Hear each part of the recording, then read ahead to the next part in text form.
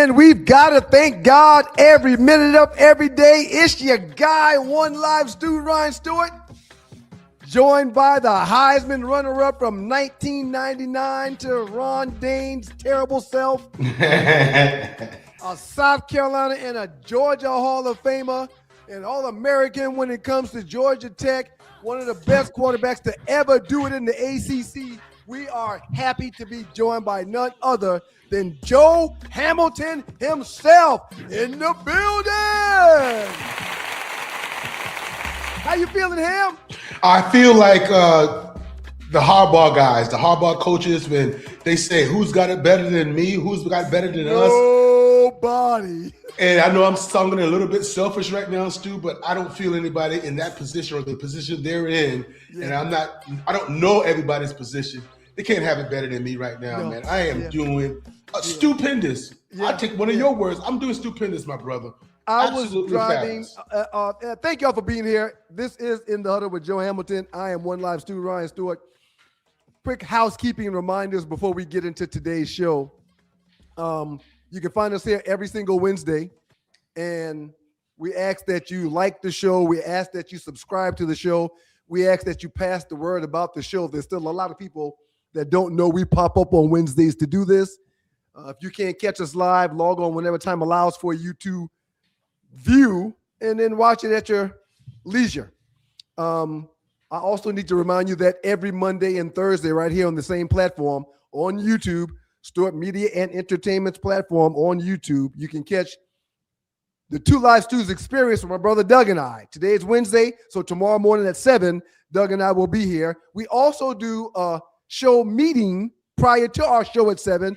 The show meeting starts at 6:30, where we really discuss and talk about the rundown, the script, how we're going to do what we're going to do in the show that follows after the show prep meeting at 7. So y'all please subscribe, like, pass the word, let people know we're here, especially when it comes to In the Huddle with Joe Ham. If you like Georgia Tech football, you got two of Tech's finest. You got two of Tech's finest. I mean, we both of us. I mean, hey. I ain't tooting my own horn, but we both did our thing down there on the flats for the Georgia Tech Yellow Jackets. This is In the Huddle with Joe Ham. I am One Live Stu, Ryan Stewart. And before we get to today's show, to parlay off of what you were about to say or what you said a second ago, I was driving back from Mary Buckner Academy, where I mentor every Wednesday from 9:45 to like 11:15. I was driving home, and out of nowhere, I was listening to First Take. Out of nowhere, I turned the TV down or turned the radio down so I couldn't hear anything. And I just said, thank you, Lord, for blessing me to be able to do what I love. Spending time with those kids, it really excites me. I love spending time with them. I love mentoring them. I love talking to them. But now I'm leaving them to drive home and go straight to the studio to spend some time with one of my best friends talking sports. Thank you, God. Thank you, God. Thank you, God. Every day when I pray, and I pray often throughout the course of the day, I tell him thank you all the time. So he knows what's on my mind and on my heart. He understands this. It's not the first time he's heard this, but what a blessing. Who literally has it better than us right now? Nobody. And Stu, it's going to sound braggadocious that I am bragging, and I'm going to echo what you said, is that, and that is his will. We're not taking anything away from anybody. He wants that from us, for us to serve kids, to have fun, to give him glory, and to do what we love doing. So that's why when I say who's got it better, maybe somebody can say they do, but I don't think they do. So that's why, and I am so ready to chop it up, man. Me too have been waiting for this because of the reason last week, I filled in on the Two Live Stew experience with Doug, and we didn't talk after that. You went out on vacation. So Thursday, up until now, we've sent texts. But I hadn't heard your voice since last Wednesday when we did the show last Wednesday. So I don't know what's on your mind about some things that's occurring. I can't wait to hear it. And again, I'm what do you call it? I'm glittered with ghee or glee. Yes, absolutely. In the huddle with Joe Hamilton, I am One Live Stu Ryan Stewart. Joe sends a rundown every Tuesday. He usually sends it around 3, 4 o'clock, sometimes earlier, sometimes a little bit later. But driving out here, I called him to say, hey, man, no disrespect, but I don't know how we're going to get to the rundown based upon some new breaking news that has occurred since you sent the rundown. And the co-host that he is, not co-host because it's his show, the guy that he is says, hey, man, don't you worry about that rundown at all. If these topics are hot, let's discuss them as we see fit. And that puts me in line with this. Yesterday afternoon, Joe, the news dropped that the former head coach of the New England Patriots, the 8-time Super Bowl winning coach, 2 as a coordinator, 6 as the head coach in New England, Bill Belichick, his Hall of Fame bid has been snubbed. A whiff of piety, as this headline right here says, score settling. Score settling. This is In the Huddle with Joe Ham, so I'd be a fool to get before you get started.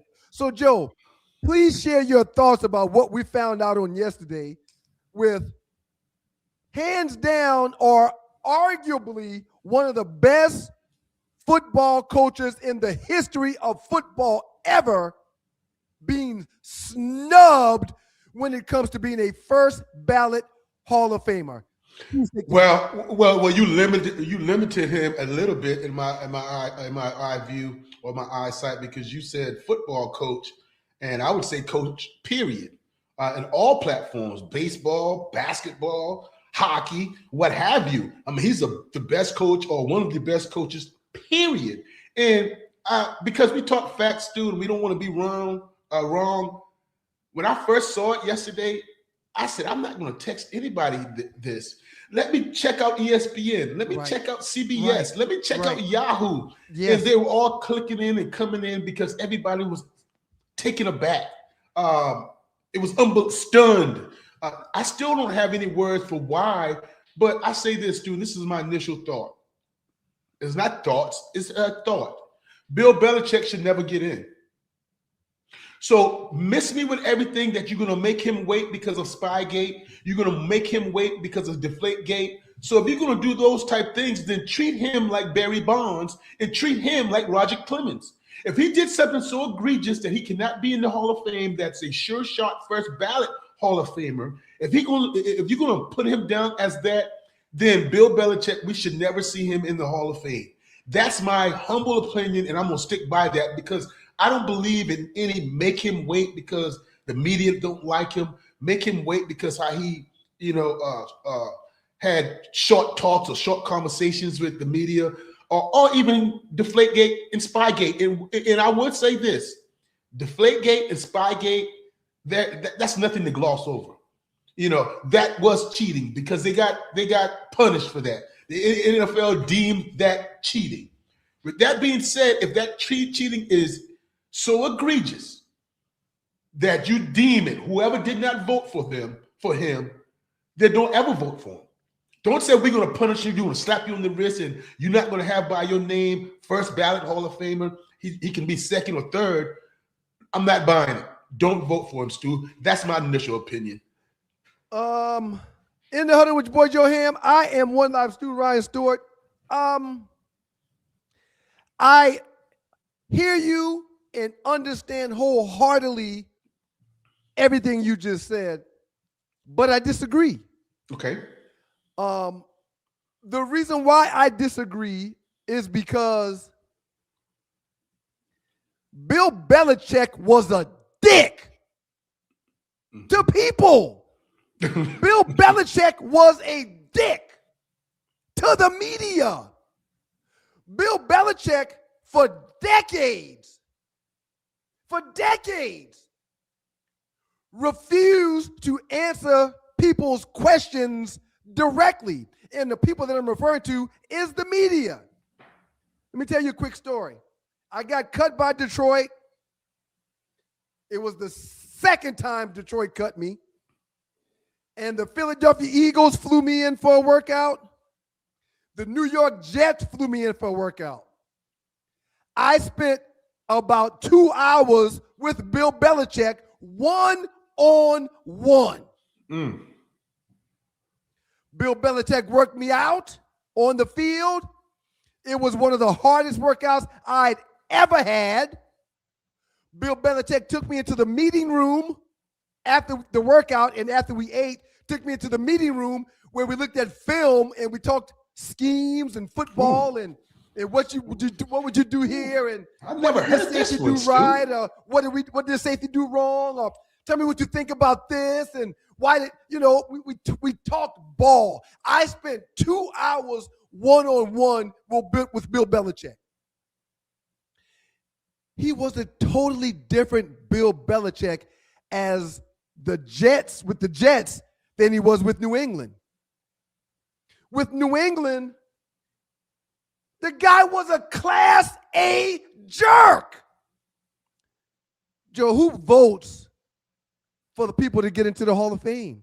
Media.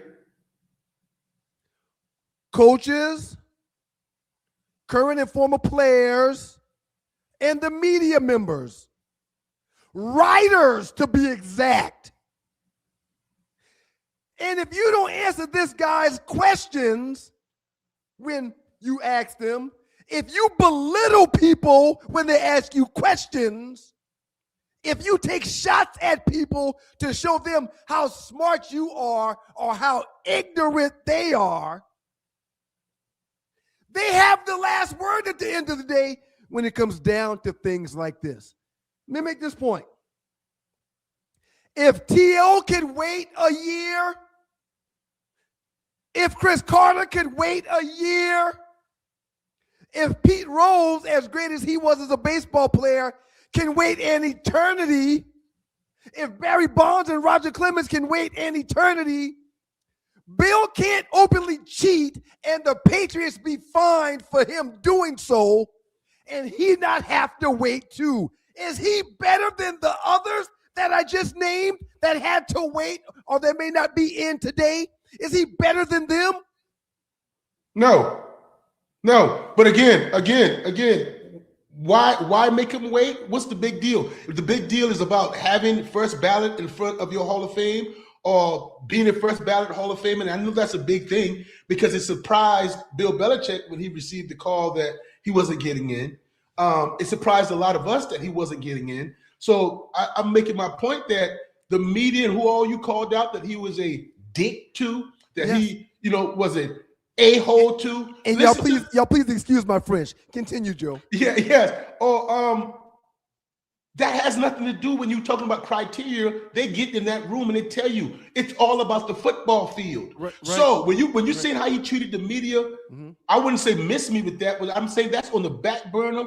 And if you're going to Spygate and Deflategate, that is on the field. Yeah. Okay. How he treated the media, that shouldn't have anything to do about wins and losses. But when you go Spygate and you go Deflategate, that's why I'm saying to you, keep Bill Belichick out of the Hall of Fame totally. Because how you going to slap him on the wrist for cheating and then allow him to get in the next year? In the Huddle with Joe Hamilton, I'm One Live Stu Ryan Stewart. Thank y'all for joining us on this beautiful Wednesday outside. A little nippy, but it's absolutely beautiful. It's sunny, though. In your humble opinion, did he deserve to be a first ballot Hall of Famer? No question about it. Yes. In your humble opinion, do humans get it wrong from time to time? Oh, absolutely. Joe. This is collusion, though. Oh, okay. And hear me out real quick. Like you like to tell me, and I love it. Hey, hold that thought one second. Hey, remember what you're about to say. I will. Hey, This is collusion. And why I'm saying it's collusion is that there had to be 11 of those guys for him not to get 40 out of the 50 votes. Right. It wasn't just one or two. It wasn't just somebody over there saying you treated me wrong this back in 2015 or 2009. And I remember when I had my kid, as far as sitting there wanting to ask you questions and you totally blew us off. I'm talking about 11 guys were able to collude and say, we're not letting him in. Because as I was doing my research and reading up on it, they are in a room. They're discussing things about, this guy and that guy. They're putting names on the board. They're erasing names. They're moving this guy down. They're moving this guy up. Oh, wait a minute. We forgot about so-and-so. He's eligible this year. So they're literally chopping it up to discuss the future of several individuals when it comes to the NFL Hall of Fame. And that's why I believe it was collusion in terms of T.O., no doubt about it, and collusion in terms of Bill Belichick. But again, what's this thing about making them wait? What's that all about? You reap what you sow in life. In life, karma is a bitch. Yeah, and that's why, as the Christians that you and I are, we're not holier than thou.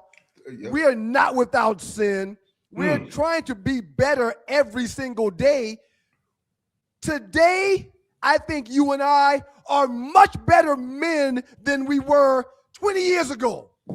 Why? Without a doubt. Because of our wives, because of our union, because of our children, because of life, because of growing, because of understanding what the Most High wants from us more today than we did yesterday. There's things that I don't care to do that I used to do daily back in the day. Absolutely. I know better now. I say all that to say the chicken will come home to roost. And that's what's happening to Bill. Sir, if I was in that room, Bill Belichick would have got my vote. There's no question about it. Bill Belichick would have got my vote. Even though the 10 to 11 people that didn't vote for him, they're safe because the world will never know who they are. Everybody's vote is private. I agree. Oh, the world will know. The world will know. I believe that there's collusion at play. I believe a group of guys said, hey, man, probably people in New England. Hey, man, probably people in Boston. Hey, man. Yeah, the guy just was unnecessarily mean for 2 decades. Bill Polian, that said it. Bill Polian, a Hall of Famer in Bill Polian. Shout out to Bill Polian. Bill Polian gave me an opportunity with the Indianapolis Colts. I wouldn't say I know him well, but I know him and had some discussions on the football field about football, about life. So he was adamant about Bill Belichick doing just this, having to wait, being punished, so to speak, for what he did on the football field, how he treated the media, all those type things. So when it comes down to that, I want to, everybody that voted for him, that's how we will know. That's how I think I'm going to find out. Everybody that voted for him, throw your hand up. Right. Hey, it wasn't me. It wasn't me. I voted for him. It wasn't me. I voted for him. And by them doing that, we'll be able to see who did not. And I just want one. And I know they don't have to. I know it's anonymous, and I get it, Stu. Right. I would just like for one of them to say, I did it, and tell me why. Right. Because we're guessing. They're leaving us to guess now. We're guessing Spygate, and we're guessing why they left him out. One person, man. Just in the huddle with Joe Hamilton. I'm One Live Stu, Ryan Stewart. Don't forget to catch the 2 Live Stews tomorrow morning at 7 o'clock. The meeting will be at 6:30. But again, this is In the Huddle. Right now, we're talking about the snubbing that is taking place when it comes to Bill Belichick. If those guys were to be polled about who voted or who didn't vote for them, everybody can raise their hand. I want some integrity. But so don't hide behind it though. If anybody raises their hand, it's an anonymous vote. It's a vote where going into it, you know that the only way anyone will know that if it is you is if you say something about it. Mm-hmm. So why hide? Well, because when the masses is breathing down your neck like you and me, and like the 40 people that did vote, because those people had to be surprised. Very surprised. What do you mean he didn't get in first ballot? Mm-hmm. As they look around the room, was it you? Nope, wasn't me. Was it you? Nope, wasn't me. right. Can you possibly fix your mind and your mouth and your thoughts to say this is an embarrassing look on the Hall of Fame? Oh, it's a disgusting look. Yes, it's a terrible look. It's a disgusting look, and I heard some people on the Puppet Factory talking earlier about how there needs to be a retraction and they need to overrule the people that voted him down. No, not just for Bill Belichick. No, I don't agree with that. But that's what somebody in the Puppet Factory said. Yeah. I mean, somebody in the Puppet Factory just said, if they don't retract this vote and allow him to go in first ballot, I'll never watch another college football Hall of Fame, NFL football Hall of Fame ceremony again. I'll never watch another one. Mm-hmm. And this is people that have a vote that were making these comments. People are pissed. It's a bad look on them. Okay, I think it's a bad look, but at the same time, Joe, as a God-fearing man and as a parent, I tell my kids, when you do right by people, people will do right by you. Mm-hmm. Mm-hmm. I tell my kids, karma is a bitch. Mm-hmm. I tell my kids, what come around goes around. Mm-hmm. I tell my kids, be of service to others and others will be of service to you. Bill Belichick is getting what he deserves. Even though I would have put him in first ballot, there's 10 to 11 people that have the power of the pen and they get a vote that said, not you. In my eyes, Terrell Owens is a top 4 NFL receiver in the National Football League's history. In my eyes, Chris Carter is a top 10 wide receiver in the National Football League's history. They had to wait. Even though I said, and I'm on the record, I would definitely put Bill in. I have no problem with the people that said, hey, Bill. But Stu, I love what you're doing. Yes, they're being petty, but I have no problem with them having the ability to use their pen and their voice at their leisure. And I totally agree with what you just said. However, I'm going to use however. Then use your pen next year too. Okay, if I want to. Okay, so use your pen, and therefore that if the same 11, and God bless their soul, they can continue to live, and they're going to be on this earth, and their health is where it needs to be for them to have a vote until you meet your maker, right? In transition, keep on voting that way. Right. That's all I'm saying. Keep on voting that way, because if you don't believe Bill Belichick is a Hall of Famer, because to me it's not about first ballot. Mm-hmm. And I know it's a big deal because it's a no-brainer. Mm-hmm. But it's about you don't believe that he's a Hall of Famer. If you don't believe that he's a Hall of Famer, Bill Belichick is not coming back into the National Football League. I can debate and argue this with you. Them not voting for him now doesn't mean he's not a Hall of Famer. That's not what it means. To them it does. It simply means I have the power to decide if he gets in first ballot like they all want. And I'm not blessing him with that because of something he did or said, or because of Deflategate, or because of Spygate, which is cheating. They cheated. There's nothing that we can do to go back and change the fact that he was the head coach of the team that was found guilty and fined and punished for Spygate. Mm-hmm. Mm-hmm.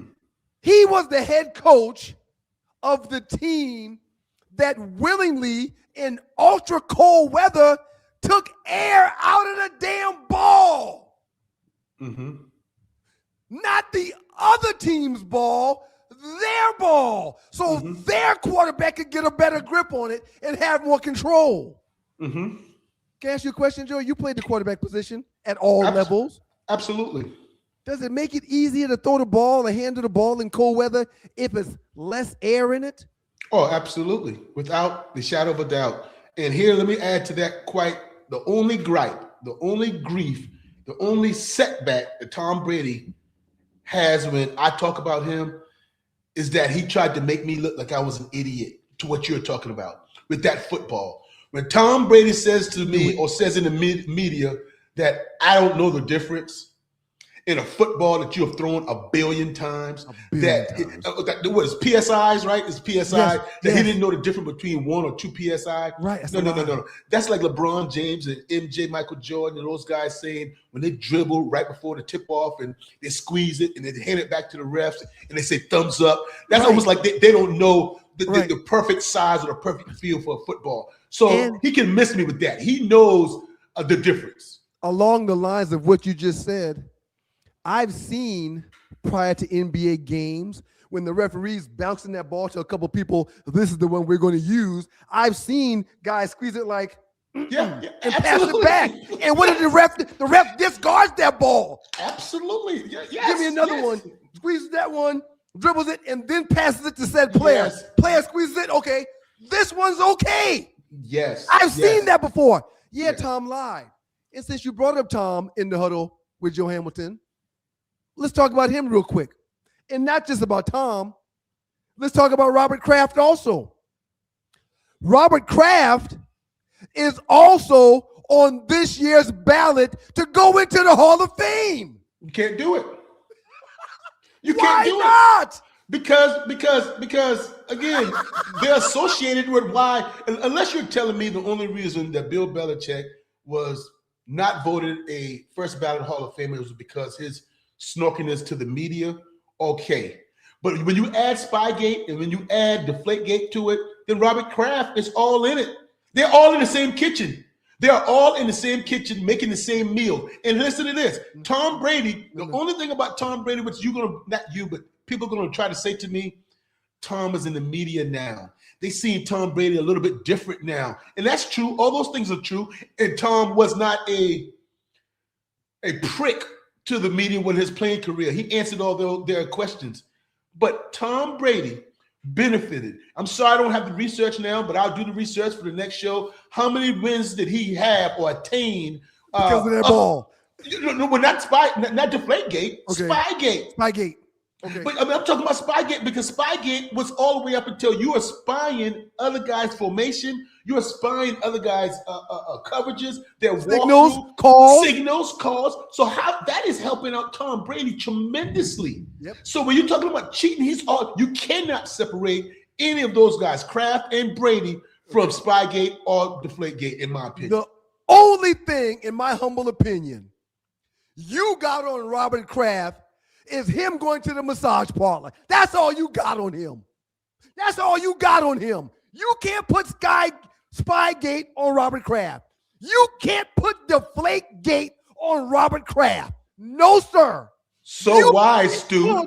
You can't put being a penis to the media on Robert Kraft. I hadn't heard him say a negative word, a mumbling word, or a bad word to the media. I haven't heard it. Well, Stu, I humbly disagree. And here's why this is why I humbly disagree with you is because Tom Brady didn't get $500,000 out of his pocket for Spygate. The fines. Tom Brady. I believe it was $250 for each gate. Spygate was $250, and Deflategate was $250. Okay. I could be wrong, but I believe your $500 is correct. Well, okay, because I thought 500 was just that the first one, Spygate. But just leave the hidden on there. Let me check right now. Go ahead. And Tom Brady wasn't sat there and got deducted a first round pick. That was the New England Patriots. Bill Belichick All those things. So when that money and those fines came out of Robert's Kraft pocket, that involved him. Why would they suspend him? Why would they take a first-round draft pick? Why would they sit there and fine him $500,000? Because they're saying you're the owner, you're the leader. No different than when you're dealing in college football, when a head coach he has to pay for his recruiting assistant's downfall. He has to pay when they go out and they, have illegal contact with student athletes and they don't respect the dead period. They're texting and Instagramming and DMing guys. The head coach is going to have to pay. So you cannot do that, in my opinion. In Spygate, when the Patriots were found to have videotaped another team's defensive signals from unauthorized locations, the NFL fined the Patriots $250,000 and took away their first-round draft pick in 2008. Additionally, head coach Bill Belichick was fined $500,000, which is the largest fine ever levied on a coach at that time. Ooh, so he was $500 in Kraft, and the organization was $250. In the Deflategate controversy about underinflated footballs before the 2015 AFC Championship game, the NFL fined the Patriots $1 million and stripped the team of 2 draft picks. The team's quarterback, Tom Brady, was also suspended 4 games, though this was a personal penalty on him, not a team fine. So you're looking at $1.2 million plus of fines for both of the gates. Yes. And, okay, so what you were alluding to and what you said, right? Tom Brady got fined for cheating. Tom Brady got fined. He got suspended for cheating. Right. So therefore, he's going to have to mix up. He's going to have to. So now you're telling me that Tom Brady is not going to be, I'm talking about the all-time greatest quarterback that I have seen. Right. Is not going to be a first ballot Hall of Famer? No, they love that mugger. They love that mugger. They love him. And so do you. And so do I. And the writers will love him too.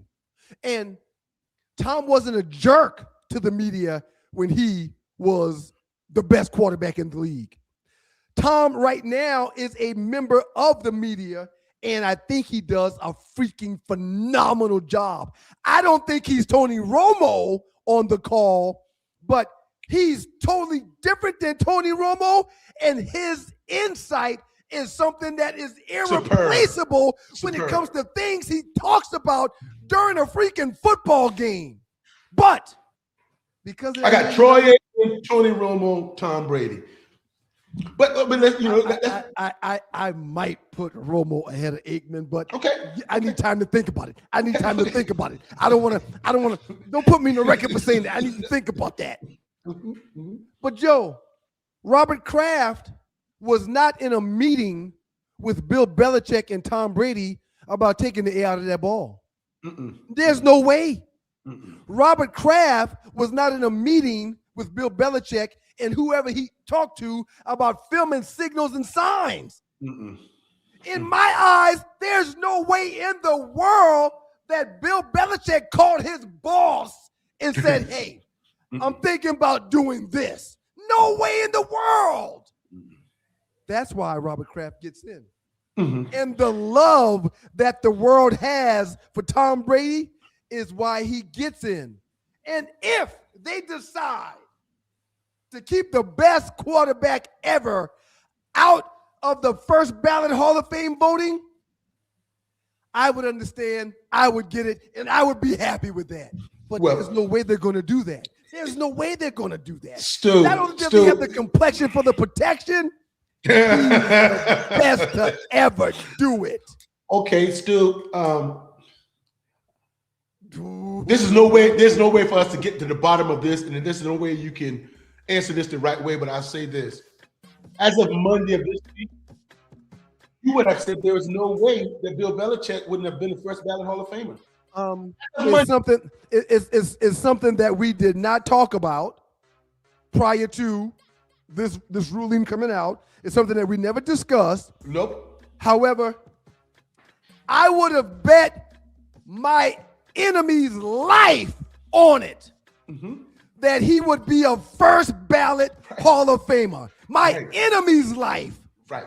Not me or yours, but my biggest enemy. I would bet his life that he would have been a Hall of Famer. No question about it at all. And now you're doing the same thing with Tom Brady. Be careful, because I'm saying with this Deflategate and this Spygate, some of those guys think about cheating that way. And matter of fact, one of those guys is my friend too, and he's your older brother. and I'm not speaking for Doug Stewart. I'm not speaking for him.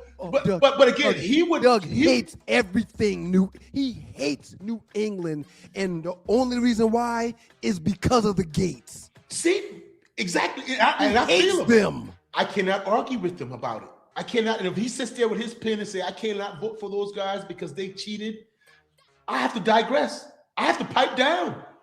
So be careful when you say he's a sure shot, best quarterback of our era, best quarterback that I've seen ahead of Joe Montana now. What happened yesterday with Bill Belichick, I'm not so sure, Mr. Stewart. Before we go and pay some bills, let me ask you one more question. Next year, if he gets the needed votes to get into the hall, does he tell them no thank you? No, he's going to accept. He's going to accept. He's going to accept it. Does he pull a TO and not show up at Canton? And keep in mind now, Bill Belichick worships everything about the Hall of Fame in Canton. Bill Belichick, as a child, grew up and visited Canton often, going into that library and just reading articles and reading books about players and coaches. It's hallowed ground to him. He loves everything about that Hall of Fame in Canton. He's not going to boycott anything, Stu, but me hearing Belichick and being around him at his press conferences the last 20 years, he's going to end his speech with something like, hey, you 11 guys that didn't vote on me or vote for me, thank you for humbling me. Because that's it. I mean, he might say take another shot. He might take another different shot at him, but he will let those 11 guys, or 10 to 11. I don't know how many guys that were 10. Yeah, but he's going to have something to say to him. I believe that wholeheartedly. But he's not going to disrespect the Hall of Fame as a whole and not show up and not be there for his speech and have somebody to introduce him. He's not going to do that, in my opinion, man. But it's crazy. I talked to Terrell Owens every other year or so, and when I heard I love him. Yes. I love Terrell Owens. I mean, I hooped Terrell Owens times. We hooped at the right there by your old radio was station. It run and shoot? Oh, Crunch, right there by Crunch. the Okay. Okay. When I heard that he was going to do his own Hall of Fame acceptance at some school, someplace where he did it, or wherever he did it, I called him and I was like, T.O., I don't think you should do that. I understand why you're doing that. I get you being hurt that they did you the way that they did, but I think if you do it this way, that is something you may regret in the future. And he was like, we see it differently, Stu. He didn't want to have a conversation about it. He felt the way he felt. We see it differently. I'm not going to Canton to accept. I'm not. I'm going to do it someplace else. I'm going to create my own. They won't make a penny off of me. I won't be there for them like they did not allow me to be there for me. I'm not doing it. And that is complete water under the bridge, spilt milk now. Nobody says about T.O. didn't show up. Right. Nobody said that T.O., did nothing. It's all T.O. got in, and all we are seeing is that he got disrespected by not being a first ballot Hall of Famer. Yeah. We got to pay these bills. It's In the Huddle with Joe Hamilton. I am One Live Stu Ryan Stewart. When we get back after we pay these bills, we're going to get into the huge divisional games that were played this past weekend. We're going to talk about the games. We're going to go into detail, the good, the bad, the ugly. We'll also mention briefly about the Super Bowl that will be played next weekend, not this weekend. We got a week where we've got some time to settle in. We appreciate y'all being here. Please like, subscribe to the show. It's In the Huddle with Joe Ham. We'll be back shortly in a few minutes to talk about last weekend's divisional rounds. Y'all keep it locked. Listen, I played in the NFL. I've taken enough shots to last a lifetime. And let me tell you this, taking a shot just to lose weight, that's not a smart play. That's why I roll with Brain IQ. The all-natural weight chews cut cravings, boost metabolism, and sharpen focus. No needles, no chemicals, no crash. Just results you can chew on. And Brain IQ is not just about weight chews. They've got a full lineup of all-natural products to keep your mind sharp, your body fueled, and your health on point. Skip the needles, choose natural. Order now. BrainIQHealth.com/REF/1LiveStew. Brain IQ Chews. Smart, natural, built for results.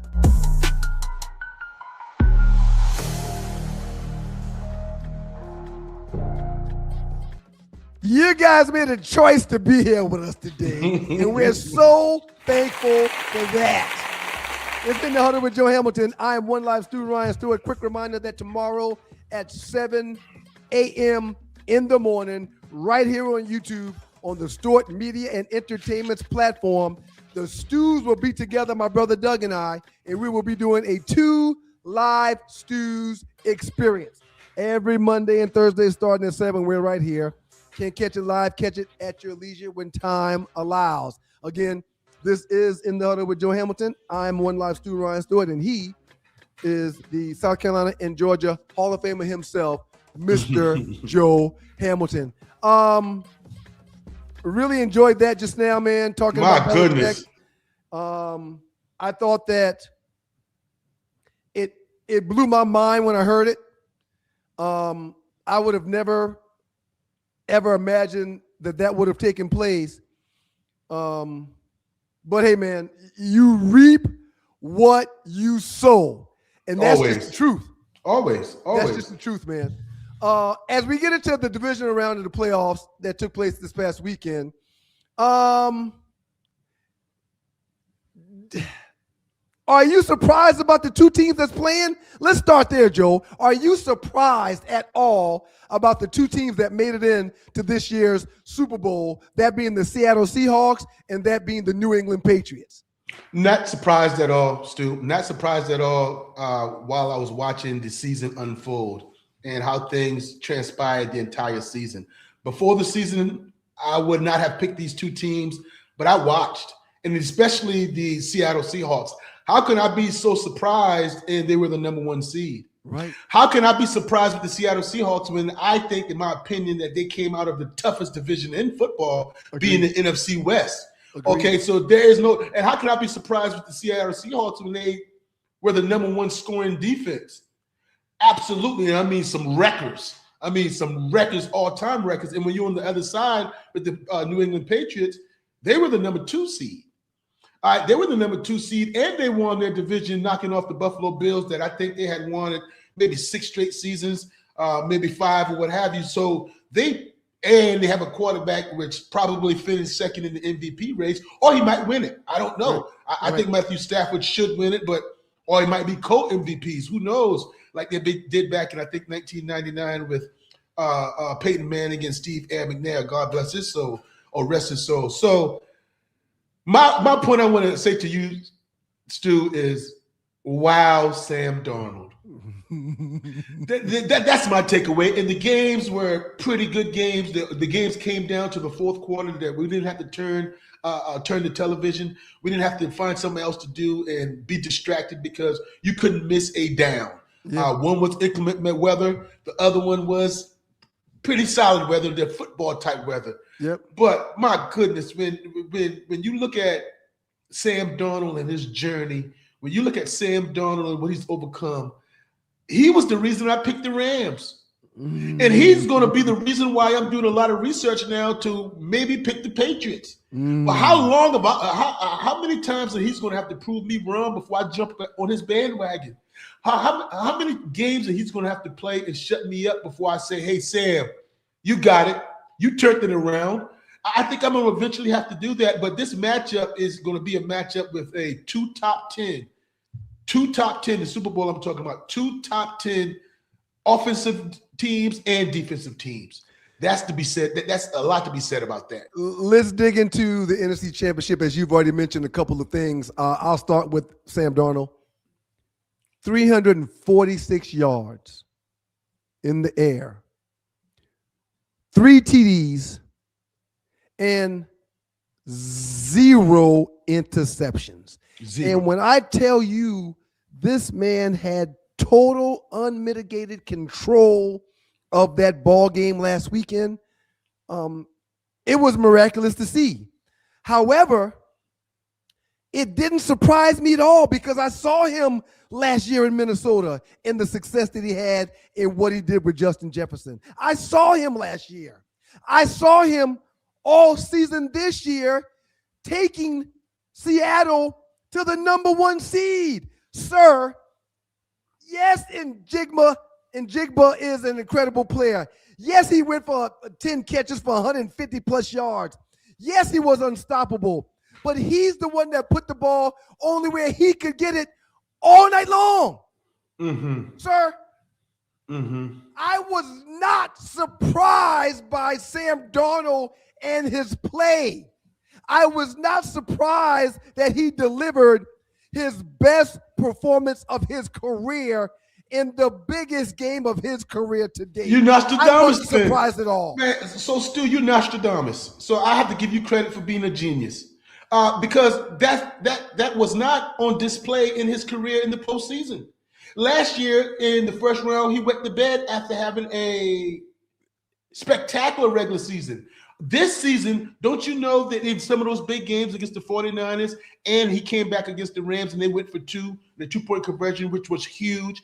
This guy's a guy that led the NFL in turnovers. Right. With the fumbles and interception totally. Yep. And we only wondered about the big game prowess. Yep. And to your point, he continually proved me wrong because he was the reason I'm saying that the Seattle, or he was going to be the holdup. But they're no longer. But I didn't have that confidence going into it. So I was surprised that he did that. But I won't be surprised going forward. And let me say one more thing about that game. Please. Situational football at its best. Mm-hmm. You can talk about the first quarter, the second quarter, the third. No, situational football at its best.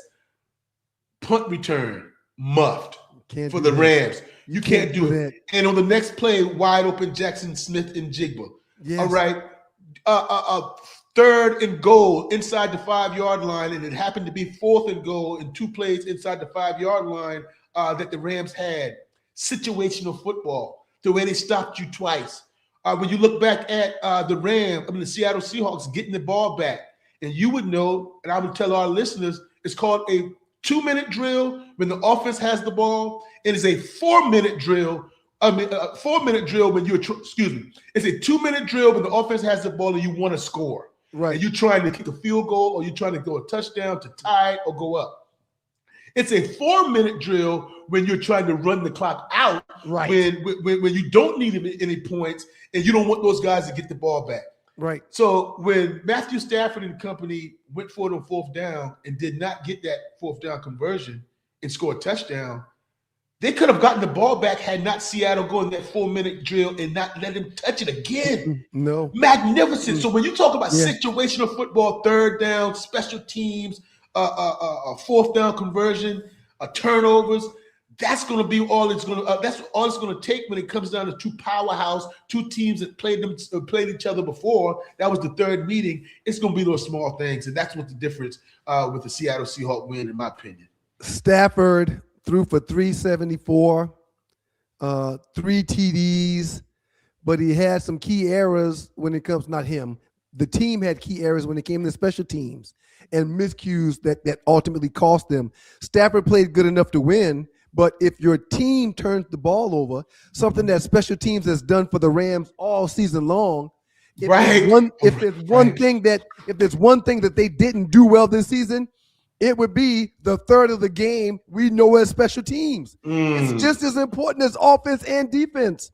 That's a good point. And the minute that fumble was botched, the minute that ball was muffed, that's the proper way to say it, I said, there goes the game. because it was a battle. We're talking about a 31-27 final where they went up and down the field and no one offensively, quarterback-wise, was making a mistake. The minute that ball was muffed and recovered by Seattle, I said, there goes the game. And that ultimately was it. Mm-hmm. You and I talk about points and taking points off the board and not kicking a field goal. We talk about it ad nauseum. Look, so, real quick, I wrote down about 3 or 4 minutes ago, going for it, which I was going to wait, which is what I was going to wait to get into it with the next game, the AFC game. But let's do it right now. Please go ahead and say what you were going to say. Yeah, well, that last drive that the Rams had, I mean, the last time they touched the ball offensively, do you gamble and kick that field goal and trust your defense to go back out there? Because when it happened, I understood, and I'm with you. I don't like guys not taking the field goal. I don't like guys not taking the field goal at all. So when you get to the point that now it's 31-30 and a field goal can win you the game, that puts a little bit more pressure back on Seattle that they have to go for it a little bit. They have to put the ball in the air and make sure they don't give you the ball back, because you can get to the 50, maybe the 35, and kick a long field goal to win it. But I would just bring it up to you. Would you have kicked that field goal like the Rams did not do, or would you have done exactly what they did? We're playing Wednesday afternoon quarterback right now. That's what we're doing. We're playing Wednesday afternoon quarterback right now, so it's not fair. However, to answer your question, Wednesday afternoon quarterback. It drives me crazy in the regular season when these coaches don't take the points. It drives me crazy. I was pulling the hair out that I don't have in the divisional round of the playoffs when these coaches decide they're going to go for it on 4th and 4, 4th and 3, 4th and 2, 4th and 1. Coach, we've got to have points to advance to the Super Bowl. Don't deny me points to get to the Super Bowl. Not the Super Bowl, Joe. So if it drives me crazy during the regular season in week 1 or week 2, if you look at my Facebook post while I'm watching games, whenever these coaches deny themselves to go for it or say they're going to go for it, I go to Facebook immediately like, these dumbasses need to take the points. That's right. That's right. If I do that in week 1, week 2, week 12, week 16, how do you think I felt when it was for a trip to go to the Super Bowl? Man, take the points. You got to have them. You got to have them, Stu. And, boy, that's funny. It's a Wednesday morning quarterback, and you're absolutely right. It's so easy for us to do that. It's easy now. The reason why you don't take those points, and the reason why you don't go for it is because you hadn't stopped the soul. I understand. You hadn't stopped the soul. So now Sean McVay is saying that if we don't do it here, we're not getting the ball back in anyway. Or we're not doing it here, then we're still going to be down. They're going to drive down and score. How about this thought process? Right. We shave a little off with this field goal. I put my defense back on the field. And as you just read a few minutes ago when you were talking about Sam Darnold's stats, we forced Darnold into a turnover that he has done all year long. I trust my defense that somebody can come off the corner and knock a ball out of his hand. How about trust your defense to make plays and earn their money instead of saying we won't be able to score if we go for no way. And you can top what you just said off. You can top what you just said. The Super Bowl. Exactly. I'm gonna jog my defense out there. You're right, Stu. That's a great point. I'm gonna jog my defense back out there and say, hey guys, if you don't want it bad enough to go play at Santa Clara, right? Then I don't know what to tell you. I like that. Hey guys, the reason why we just took that field goal instead of going for it is because I trust y'all. The reason why I took that field goal instead of going for the touchdown is because film studies showed us that Sam Darnold is a turnover waiting to happen. He can't play consistent through the entire 60 minutes, guys. Here's where we get our turnover, and all we're going to need is a field goal. Boy, that's good stuff, Stu Dog. But if you don't get that 4th and 2 or 3 or whatever it was, or 4th and 4, if you don't get that, the chances of you getting the ball back the way the game was going, the chances of you having another chance to score a touchdown is almost slim to none.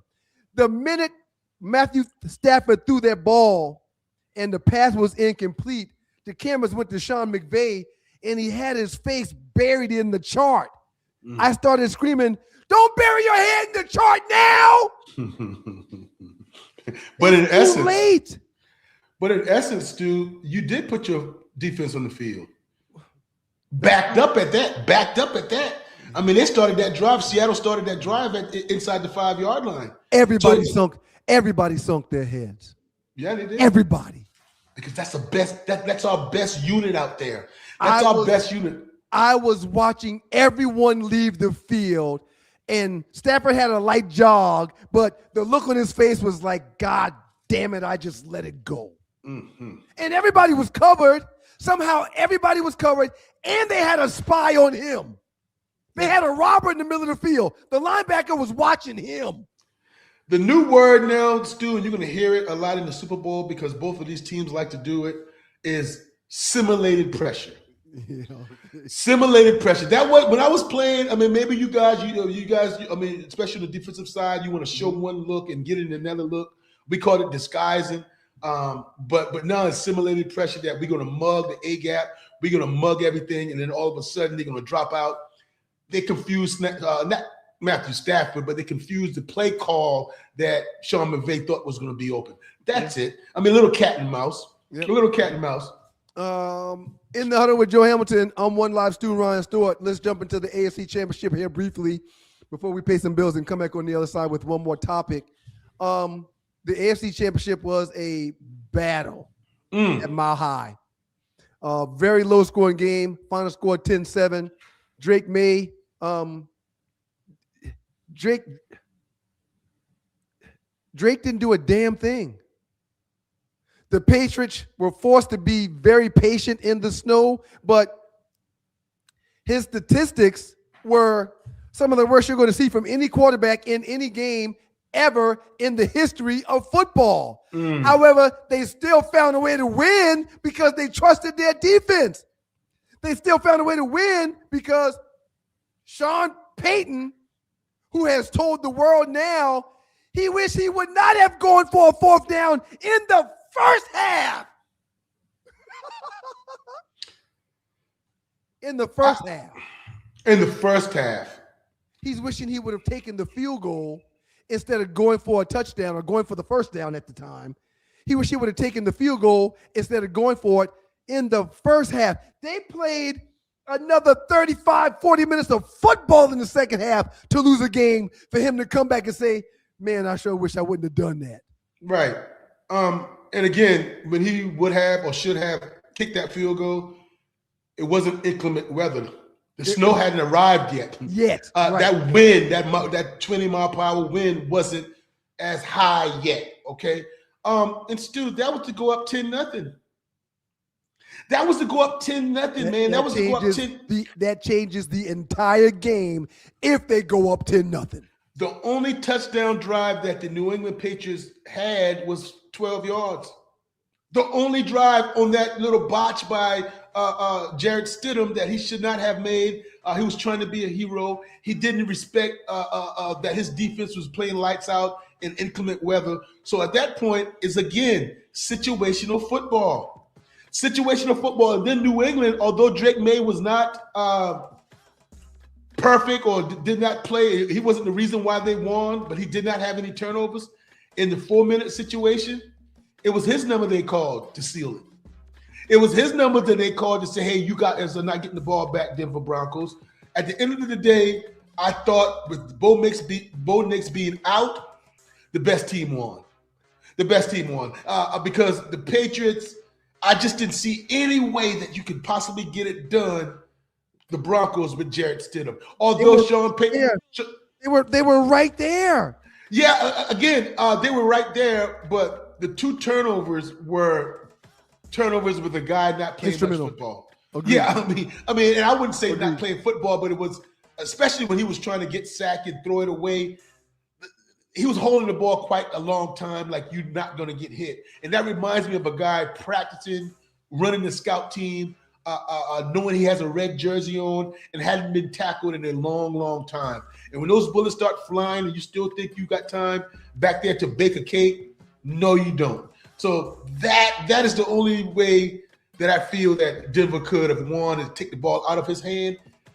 But they threw the ball 30-something times with Stidham and didn't get better. Jared Stidham went 17 for 31 passing with 2 turnovers.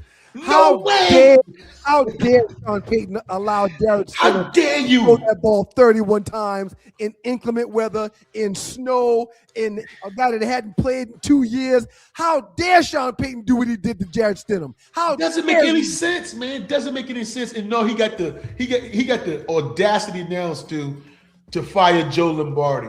Joe Lombardi is his offensive coordinator, and then he fired his wide receivers coach too. He's got the audacity. And when I looked it up, I said, I thought Sean Payton calls his own plays.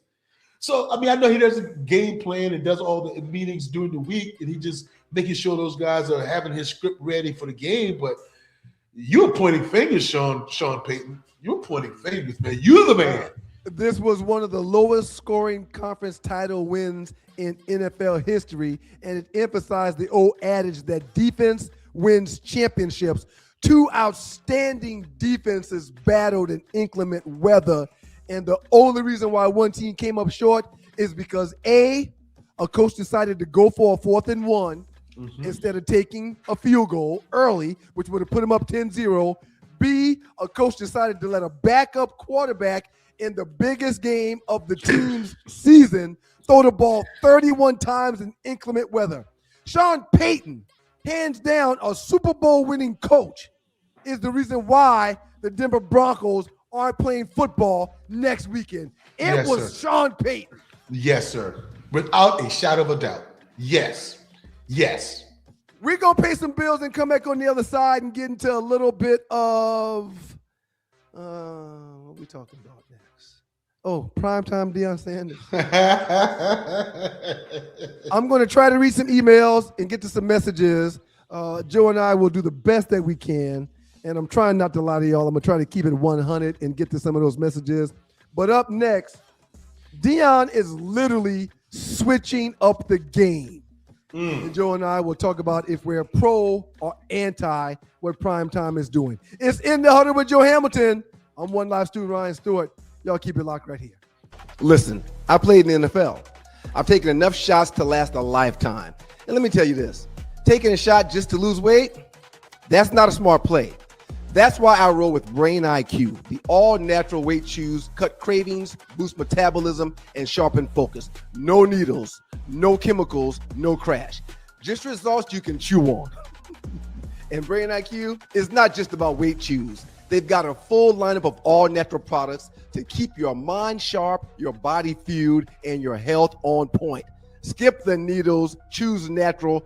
Order now. BrainIQHealth.com/REF/1LiveStew.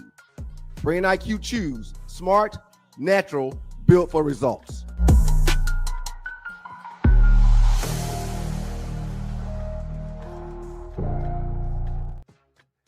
It's In the Huddle with Joe Hamilton. I am One Live student Ryan Stewart. We're so glad that y'all have decided to spend some time with us. Make sure that you spread the word, pass the word, let folks know that the stews are back on Mondays and Thursdays, and that every single Wednesday right here at noon, if not noon, 8 or 9 o'clock. We've been pretty consistent with noon, though. Joe and I are here for In the Huddle with Joe Ham. We've talked about the division round of the playoffs. We've got next week to delve into the Super Bowl that will be played between the Patriots and the Seahawks. So we're not going to leave you guys short on that. We talked about the divisional round. We talked about what's the first thing we talked about? Jim? Bill Belichick. Belichick and him being snubbed allegedly. Now we're going to get into. Oh, it wasn't allegedly. Well, no. It depends on who you talk to. I mean, I see it. I get it. I got you. I totally get it, and I don't have a problem with it. You make your bed, you got to lie in it. And what he's doing right now is lying in his bed. I'm going to put this up here, Joe, and let you set the scene. Well, Deion Primetime Sanders has switched the game up. I'll give you a little bit of details on that here shortly. Recruiting like this, one thing, but recruiting like this is one thing, but recruiting like this out loud and losing is another thing. First off, talking about what the league wants. Are you coaching in college crazy? That's the message that's on this clip right here. Please break this story down for those that's listening and watching, and we'll delve into it a little bit deeper here shortly. Well, Deion had that clip, and Deion was talking on that clip, and the question was presented to Deion about recruiting guys 5'11" and shorter, 5'11" or with stature as a cornerback. And Deion says, I don't recruit him. I don't want him. If he's a walk-on, I'll take him, and I'll have them earn their way, and I can see if they play. And what he was saying, and what he did say, is that because the NFL don't draft him. He said because the NFL don't draft those guys that's under 5'11". And it made me think, Stu, and I'm a Deion fan, and I'm saying to myself, Deion, you're tripping now. You're tripping and you're on deck. You're on deck for now. It's time to say, what's your real impact? You're on deck as far as making $10.8 million, all well-deserved, bringing notoriety, bringing more enrollment to Colorado, bringing more national eyes to Colorado. Bringing prestige to Colorado. Prestige to Colorado, but soon and very soon, and I will say right now, it's wearing off. And why it's wearing off? Because what kind of program are you trying to run here? I understand when you're going to impact young men. I understand that you're going to try to build them to be impactful in society. I understand. I just knew this week, or it just came back to my attention about his fine system, that he's fining these guys like pro players. And he's been doing this for 2 years now. But what happened to finding those guys or punishing those guys the way we were punished? Early, 4:30 in the morning, running stadium steps, getting up and doing workouts and weightlifting and all those type of things. That's punishment. Taking away your having curfew and having coaches check that way. That got it done when we were playing. So now you're making it look like it's an NFL program. So I have to judge you that way. You are not, when you say you don't want to recruit, or you're not even looking at a 5'11" guy to be at Colorado, you are dismissing so many different athletes. And it goes right to me right now. Let's add one part to that. Please remember what you're going to say. Yes. Please add that he did say he would allow short walk-ons the opportunity to play at that position if they're not 5'11" or taller. He would allow shorter walk-ons that opportunity. But if he's going to give a scholarship to somebody, or he's going to pay a player to come at that position, he wants them being NFL style / size DBs for his program. I totally get it, but Stu, we've seen plenty of walk-ons earn scholarships. And lately, it's a big thing in the team meeting room that, hey, I got an announcement, and they give a scholarship to a player, and everybody goes crazy because that guy worked his butt off. That guy was on time and helped guys get better. I understand that. But I'm talking about the best cornerback, or one of the best cornerbacks in college football this year, played for Indiana, number 5. Outstanding footwork, outstanding instinct as far as eye-hand coordination and the ability to catch the ball. I think he had a pick 6 against Oregon in the college football playoffs. So you're dismissing all those guys on a college level? This is not a pro football team. Right. And this is what I want to say about college, why I'm saying Deion is on deck. And I'm going to say this with my chest. The notoriety, the prestige is going away because of Cignetti. There's no longer hey, whoa, look what Deion is doing, and he's bringing those guys back, because now we have to see you coach. Now we have to see at what point in time is this going to be about the wins and losses when you're talking about Prime being at Colorado. I think that time is here, because he has no more, I wouldn't say excuses, Stu. He has no more, let me build this program. Let me continue to improve each and every year because of what I inherited. Yeah, we know what you inherited. We know that was a struggling program before you got there. But we just watched a guy do it in 2 years with the all-time losingest program in college football history. So that is why, sir, I'm saying he's not going to have to put up or shut up because we want Prime to be talking. But it's about time we see some wins and losses, my brother. I mean, some wins. In the huddle with Joe Hamilton, I'm One Live Stu Ryan Stewart. Joe, I got to give you a little bit of pushback. I don't think that we're debating per se, because everything you just said is right. This is college football.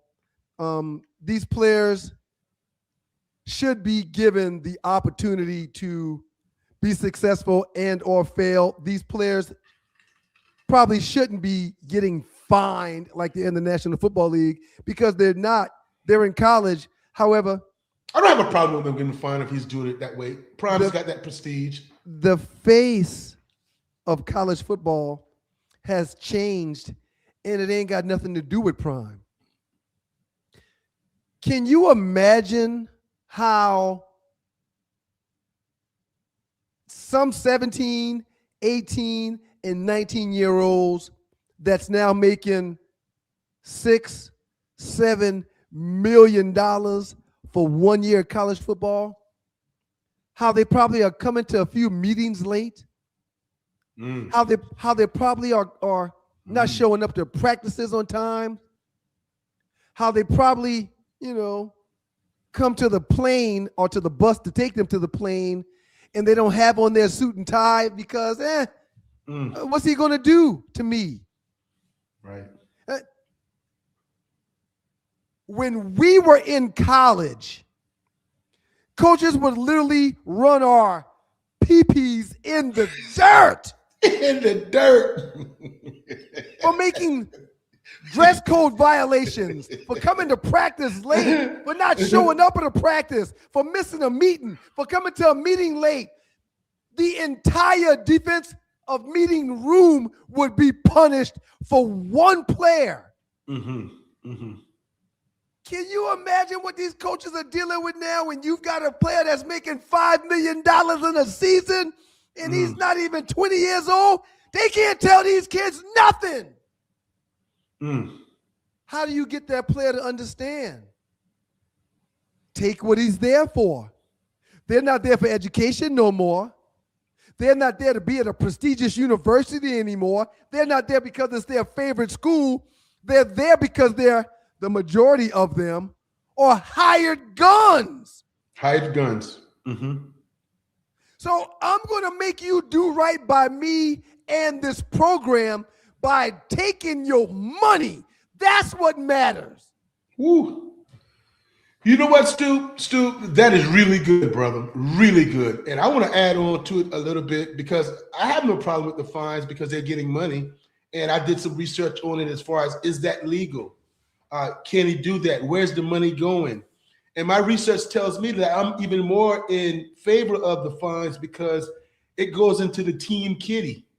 It goes to where those guys want extra big time meals, when the guys want to go on, like, not necessarily road trips, but they want to do something as a team, get more anything outside of just the football. That's in a whole collective. And not only that, that's ran by the seniors.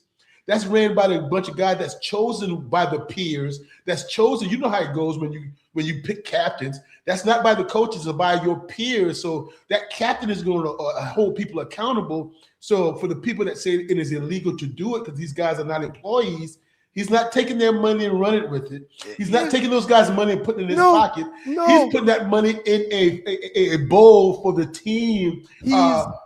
He's teaching accountability. Yeah. Before the league teaches them accountability. You miss a meeting, fine. You late for practice, fine. Your dress code is not up to par, you're getting fined. But see, that's what I would like. That's making mistakes on social media that makes us look bad, and you saying stupid stuff on social media, fine. Yeah.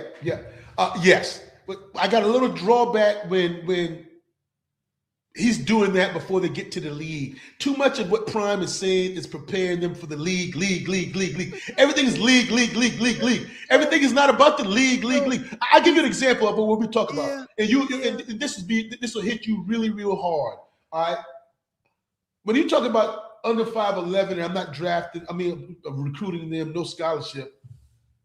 I think about your teammate, man. My teammate, number 32, Nate Perryman. So Nate Perryman, in my eyes, was a very, very, very good college football player. Yep. That he probably had a cup of tea in the NFL, or even he made a team in the NFL. But you're telling me you don't want that guy to help you win games? You're dismissing that guy because he doesn't meet a NFL type of size? Come on, brother. That's what I'm talking about. This is not a NFL program yet. Or not even yet. It's not an NFL program. It's never going to be an NFL program. Right. Yeah, you can prepare those guys. But Joe, they're being there's Joe. There's a handful of kids in college football that's making more money than NFL rookies. So these kids ain't there for the education no more. These kids are school hopping. There's kids that's been in the league in college for 4 years that's on their third or fourth team. So no, it's not the NFL, but I'll be damned if it's not right next to it. Yeah, I mean, the way things used to be done ain't being done like that anymore. NFL changed the player, and it changed the coaching dynamic between said player and coach. The players are making money. The players have brands. The players now have more leverage than they've ever had before. Deion's message is simple. If you're going to act like a pro and get paid like a pro, you're going to be treated like a pro. That's his message, and I get it. That's his message, and I get it. So now, let's win. Because there's no more back burner now, Stu. There's no more about you can only take me so far as saying his impact is about developing young men, which is tremendous. Or his impact is about, Colorado and the prestige and the notoriety. Win at $10.8 million, are you going to win? Because again, the Colorado Buffaloes under the watch of Deion Sanders hadn't held up any trophies, conference trophies, college football playoffs, nothing. And again, you can't tell me, or you can tell me, and it's facts if you say that what he inherited in the Colorado Buffalo team that was irrelevant, completely irrelevant. If this continues, the last year, when he missed the bowl under 500, if this continues, they're going to go back to irrelevancy because they're going to look at what Cignetti did. You're shaking your head, man, but it's going to eventually be about wins. It ultimately is always about wins. But when you're a program that was as destitute as Colorado was, they won one game the season prior to Deion being there. Mm-hmm. And they had home games where they may not have even had 1,000 people in the stadium. That's right. It was worse. Back in the day when we used to travel to Duke, yeah. It took a lot to get motivated to play because no one was in the stadium. Right. You got 1,000, 2,000 people in a stadium that seat 50,000. You're looking up there and all you're seeing is cement.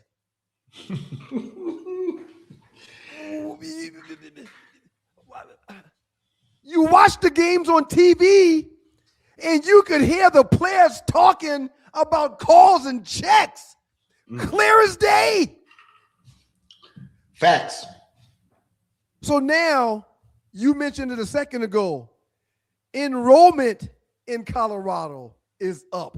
Ain't got nothing to do with sports. Enrollment is up. That's school. That's people paying for an education more since Prime's been there. The economy in the Boulder area is up. Why? Because of the hotels, and the car rentals, and the restaurants, and the mall, and the people buying merch, dressing like Deion when they come to the game. I got homeboys in Charleston, South Carolina that have been to 3 Colorado games per year since Deion's been there. How many schools are they passing that they could go to enjoy a football game to get to Colorado? From Charleston, South Carolina. That's yeah. Up until on the sideline, Randy Moss on the sideline, Little Wayne on the sideline, stars on the sideline. Sir, I've been around football my entire life, and I chose to be a dad instead of going to the game when Georgia Tech played Colorado last season. Mm-hmm. It hurt like hell looking at everybody's feeds on social media that was there. Atlanta was deep in Colorado. It's one of my favorite cities. I wanted to be there. It hurt not being there. Why? Because it was the place to be. That was the cute story, Stu. That was a cute story at the time, and it is still a cute story at the time when you're thinking that you have time to change it all around. Okay. It was a cute story when you're saying that, hey, man, listen, yeah, we have next year, and when Shedeur Sanders leaves, Pro Bowler Shedeur Sanders leaves, and Travis Hunter leaves, that what we going to do then? So now we're going to build a program. And they regressed. They regressed without Travis and without Shedeur. Well, we still was going to give Deion time. Even last year, we're going to give Deion time. But this year, it's changed. The landscape has changed because of one coach and one program. That's all. Everything you're saying, I'm not taking away from it at all. They are true, and it's complete facts. Now, though, it's not the pretty boy story anymore because what you were doing, turning around Colorado, bringing more eyes to the program, some of that's going to shift to where I want to be Indiana. What about their enrollment now? What about their city and the hotels and everything around that was going to go through the roof? You saw how deep they was in Miami. Deep. That championship. Deep. That is all I'm saying. At some point, Prime is going to have to do something on the football field with what you're saying. Everything what you're saying is still can be there, but at some point he's going to have to produce on the football field as far as wins. Let's talk about Cignetti before we get out of here, Joe. In the Huddle with Joe Hamilton. I'm your boy, One Live Stu, Ryan Stewart. So you're saying that Cignetti and his instant success in Indiana with the Hoosiers football team has changed the time frame when it comes to winning for other college coaches in college football. Right now, immediately, you're judged different. Right now, there is no excuse for Duke. There's no excuse for Vanderbilt. There's no excuse for Colorado. You can't name me one excuse. Not one. Recruiting budget? Well, this guy went and got guys from Elon and James Madison. I mean, a losing program. I want you to go back, Stu. I want you to go back and watch the post. I don't know if it's X or whatever that Coach Cignetti's first home game coaching in Indiana. It was like the Duke you're talking about. It was probably 100 people in the stands. Nothing. Till now. So that's why he's changed the landscape. There's no wait. There's no I have time. There's no when I can get my guy in. Yeah. They didn't have a Heisman Trophy winner. He went and got a guy, a 2-star, and made him a Heisman Trophy winner. So that's why I'm saying that they're from nobody. Gotta coach him up. You gotta coach him. Shout out to Cignetti. I want to tell the world this too, before we get out of here. Not only is Joe Hamilton a coach at heart, he lives it and believes it. In his eyes, the star of a player is very important, but what's more important to him is, I don't care if it's 1, 2, 3, 4, or 5-star, do you have somebody that can coach him up on ball and philosophy? Yes. And Stu, thank you for that. At the heart of it, when I'm talking about it, that's what I'm saying. And there's no doubt we saw coaching. Now, I'm not saying a lot of people don't coach. I'm not taking anything from Kirby Smart, Coach Smart, and Ryan Day, and Harbaugh when he was at Michigan. I'm not doing that. But man, to take those guys who nobody wanted and play up to that level, right. Come on, man. Shout out to Cignetti. ADs love proof of concept. Athletic directors don't live in hypotheticals. They live in examples. So Cignetti now becomes the slide in the PowerPoint. Look at what's possible. That raises internal expectations, whether it's fair or not. Sir, Billy Napier in Florida, Ryan Day at Ohio State, even though he just got a championship, Mario Cristobal in Miami, Lincoln Riley at USC, Dabo Sweeney in Clemson. That snitch. James Franklin, who just got the job at Virginia Tech. Norville at Florida State. Y'all got to get y'all shit together now. Hey, Stu, I love what you just did. Right now. I love what you just did, but you made it too easy. You made it too easy, and here's why. You should bring Duke right up in there. Even the guys that are less than, even the teams we look at as less than, because Indiana was due. That's what I'm saying. So you it's not even the exactly powerhouse. Right. Stanford, Wake Forest, Duke, UNC, yes, Georgia Tech. Yes. You ain't got to be a superpower no more. Nope. Look what this guy just did. I love what you just said about the ADs, because now there's not wishes, shoulda, coulda. They're looking at an example. They got the PowerPoint set up. You no longer have 3 to 4 to get it done. I've seen a guy that took the worst college football program in history to 27-2 in 2 years with a Heisman Trophy winner, with 2 3-star players, and a national championship. You don't have an excuse, coach. Nope. Or I'm gonna find myself the next Cignetti. You on the hot seat. Let me read a couple of these messages before we get out of here. You on the hot seat. Grand Awakening, Mac Hamilton, we appreciate you, brother. Thank you for being here. Tiffany and Poodle in Portland, we appreciate you, Tiffany. Good afternoon from the West Coast. Good morning from the West Coast. One live student, Mr. Hamilton. Good afternoon to you, beautiful. Can't wait to see you in a couple of weeks. No, as a matter of fact, can't wait to see you in 9 to 8 days for the Stu's Cruise. Looking forward to it. Good afternoon, Stu family.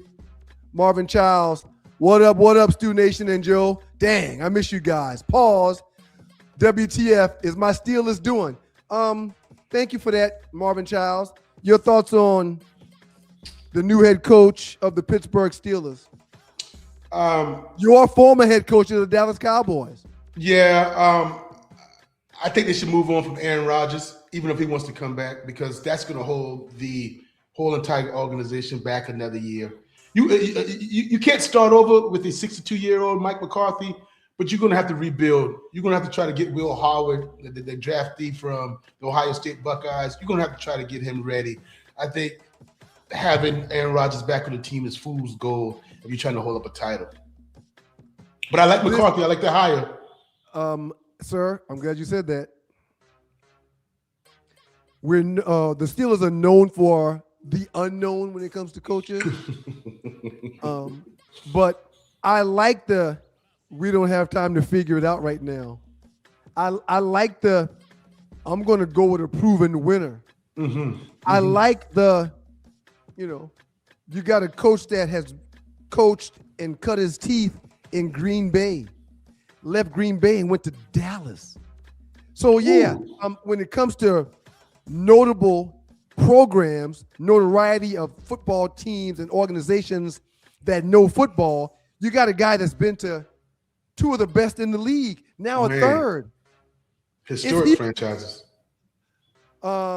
This is some BS. Richard Bullock, he's probably talking about when we were talking about the first comment earlier with Belichick. Oh, yep. Anthony Wright, NFL coaches are jealous. This opened the door to pick up and choose whom you want to go into the Hall of Fame.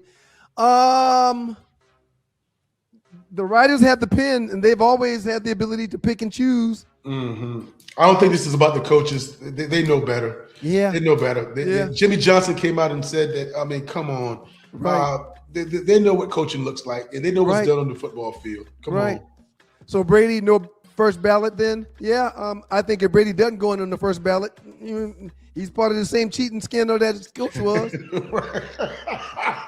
Marvin Child said, great story, our students. It's probably the story I told about my 2 hours I spent with Bill Belichick. I did not know that, man. That's an awesome. However, though, I wanted to say this. No player, and you were a player then, and you said he was not an a-hole, but no players have really said that about him being a prick like that. So when you were in that meeting with them, it was all ball. That's his safe haven. Yep. He wants to do that. Yeah. That's a great story for real, man. My goodness. It's a story I've never told. I've mentioned my workout with Bill Belichick, but I've never gotten in depth with it like that. And what's funny is, what do I tell you all the time when we talk? Man, you played with some great players. You got some great stories that you can share. Always let those stories ride. And that's the first time I dealt and shared that story in depth like I did. Awesome, my God. DJ Chuck 4459, Bill Polin has a lot to do with Bill Belichick not getting into the Hall of Fame first ballot. I agree 100%. I can see Bill Belichick trying to put together a group of folks that will support him in his decision to keep Bill. I can see that. And I read all 50 of the names. These Nordics do that all the time. Yeah, and I read all 50 of those names that's on the ballot that votes. Bill Polian is one. So we know for sure one person that didn't vote for Bill Belichick. We know that for sure is one. Anthony Wright, Bill was a dick, but most black coaches are considered dicks by the media. Right. I'm not going to argue. I'm not going to argue with that, but I don't agree with it at all. I'm not going to argue with it though. What black coaches are considered dicks in the media? Right. My mentor, I mean, they love him. Tony Dungy. Yeah, Flores was not a dick to the media. He was dicks to his quarterback, but he wasn't dicks to the media. Let's see. Yeah, he was right about Tua, though. He was right about Tua.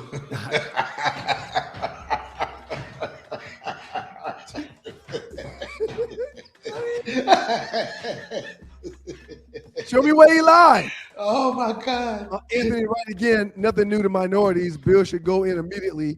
Don't base it on emotion. I really like that. Appreciate that.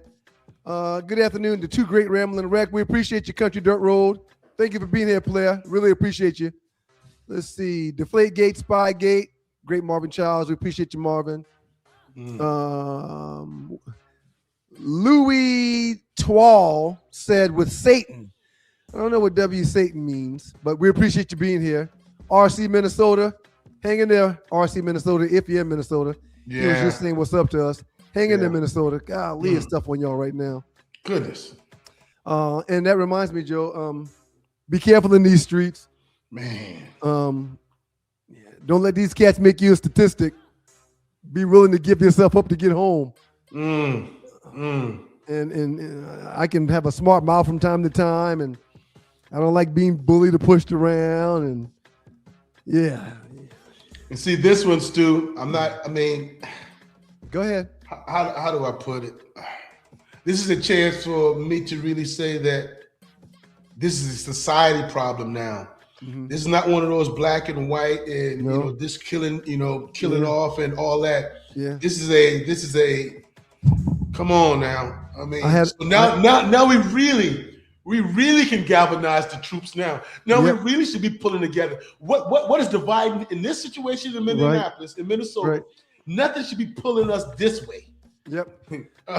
Come on. I have a buddy that sent me videos of a couple of truckloads of ICE SUVs being brought to Georgia into the ATL. I have a buddy that sent me an email saying ICE is now here heavier than ever. They've got 75 new Tahoes that's being put on the street for ICE agents in Georgia and especially in the ATL. Be careful out there. Whew. Scary. Whew. Scary.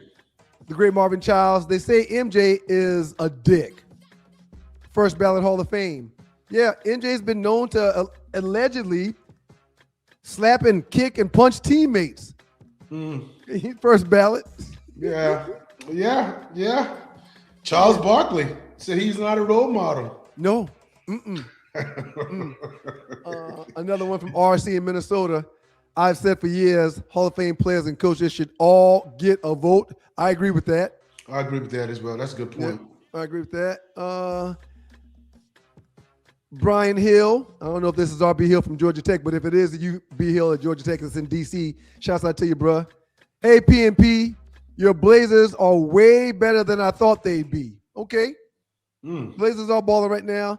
I've been trying to get into the basketball here the last week or so. I've been watching all the Tech games. It's a hard watch right now. Hard watch. You let another one go last night. It's a hard watch right now. God, it's a hard watch. It's a primetime matchup for them, especially college. Now, I will say this about college.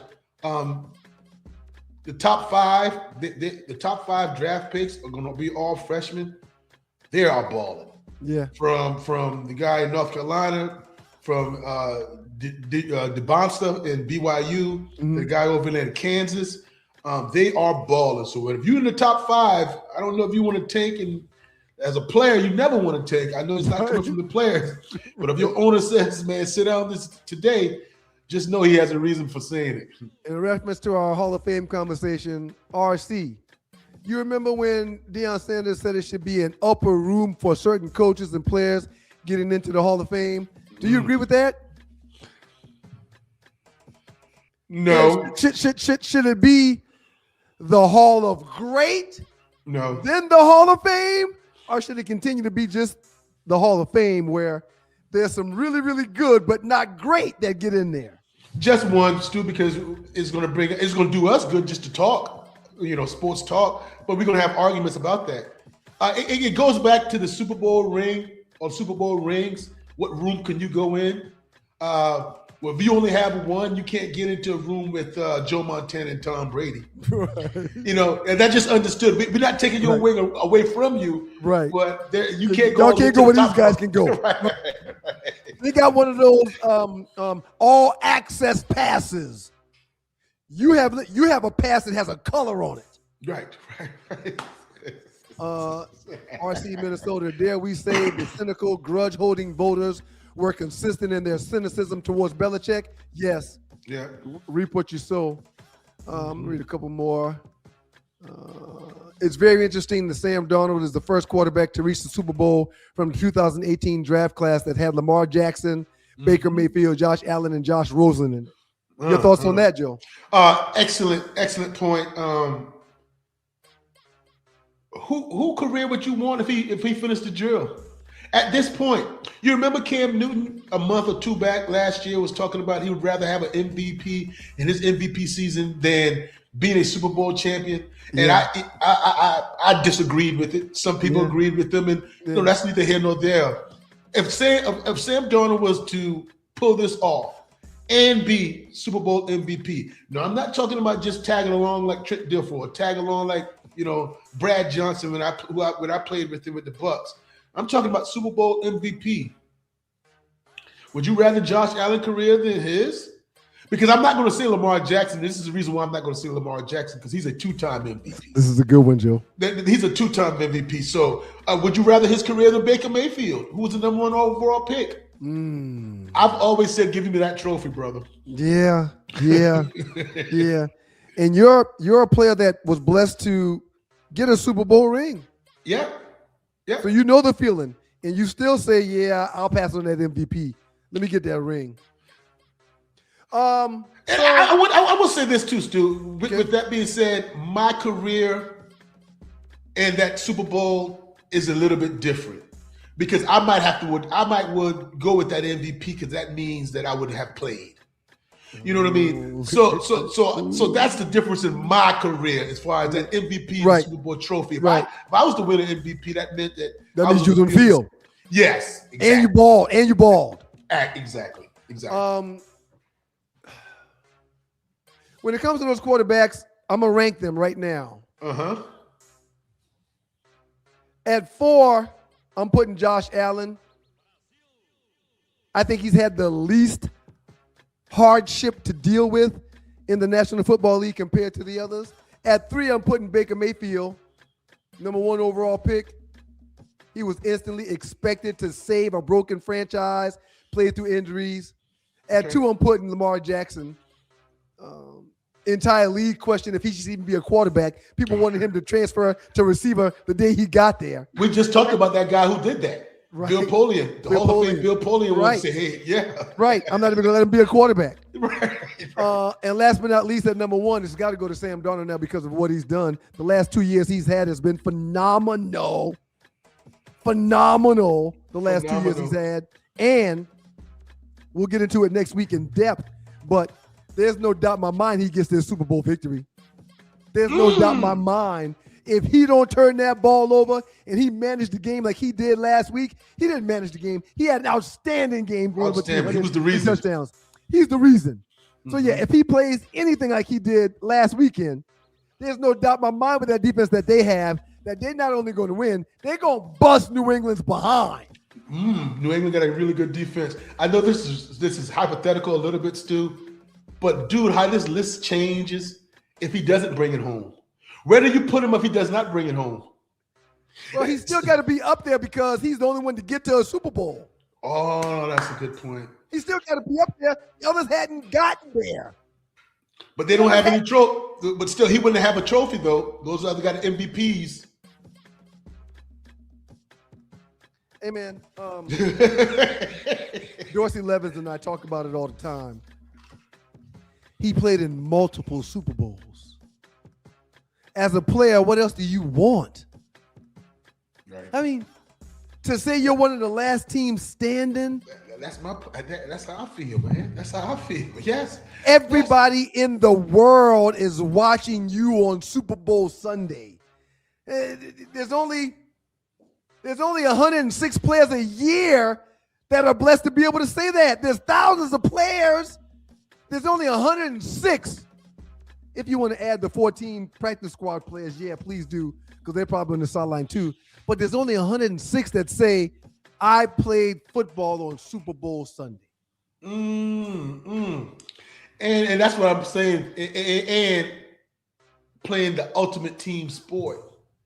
So when you get you don't have to miss me with individual awards because there are accolades that you should, especially a quarterback, that you should share with your teammates, your offensive line. But as a team, gosh. We talked about this one being a third of the game from B. Hill again. Special teams can win you one, or special teams can lose you one. I hope that's a B. Hill from Georgia Tech as well, who hooped, right? He was hooping, right? Yep. We had some battles in the sack, but he was a really good player from New York, I think. Yep. It was funny to me how he had the ups that he had because his head was so big. Shouts out to you, B. Hill. He was a hell of a baller. And it's harder to get on the court in college for basketball than it is to get on the field in college for football. It's hard to get on that court in basketball. Only got 5 spots. Oh, yeah. And you got to play both ends with the 5 spots. Right. Defense and offense. You can't just have offensive game. Because if you giving up the cookies on defense, coach going to take you off the floor. Hey, man, sit by me, brother. All right. I'm going to do one more. Sean Payton should have never changed the run play to a pass. That basically was the momentum change of the football game. In that last play that they had where he let Stenham roll out, I would have never rolled Stenham out. I would have never done that. No. Sean Payton cost him that damn game the way he called. No doubt about it. And the way you said it so emphatically earlier, man, I was like, hey, he is spot on. And you like rolled out type of calls, but sprint right option is for those somebody guys that can tuck that thing and wheel it on down there. Because that's the third option. Then